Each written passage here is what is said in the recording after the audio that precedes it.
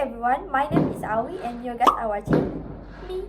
I just got back from my house and look. So we are going to unboxing the Duit Raya. Sampel pertama. So mula dengan Samsung, ya.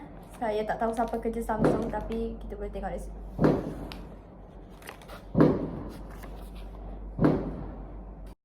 Sampel kedua. Kenal je. Oh, kenal. Mantap Pak Bu. Alhamdulillah kita dapat 30 sekarang. Sampel ke 3. Saya rasa saya tahu banyak orang pakai warna ni. Tada lah. Balik pula lah. Tada. Sampel ke 3, 4. Money, green, money is all I need.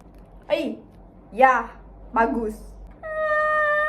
I got the bisa one. Ten.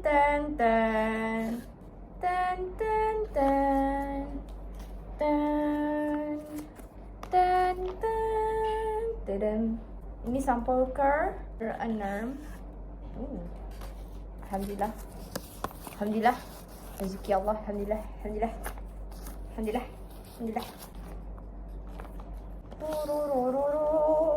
Second. Dah banyak dah. I love green. Like, it's my favorite color. Oh my god, the last one is green. Look what green have got. Bismillahirrahmanirrahim.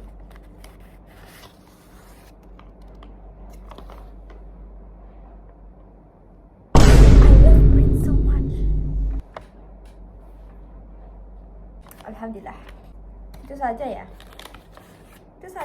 Alhamdulillah. 20, 30, 40, 50, 100, 6,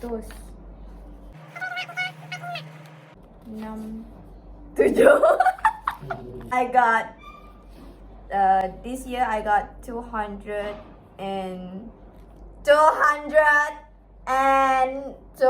ringgit. Yeah, like that raw. I should have been loud, like really loud, like 212. Oh, this is all I got this year. I think that tahun masa Awi masa kecil tu lagi banyak, which is pernah satu tahun ni dapat 300 lebih, almost 400, and I think that time better lah. Raya tahun ni boring, tapi tak apa, kita tunggu tahun depan. Macam tahun lepas juga, boring juga tu. Boring lah. So duit ini saya simpan. InsyaAllah saya takkan guna.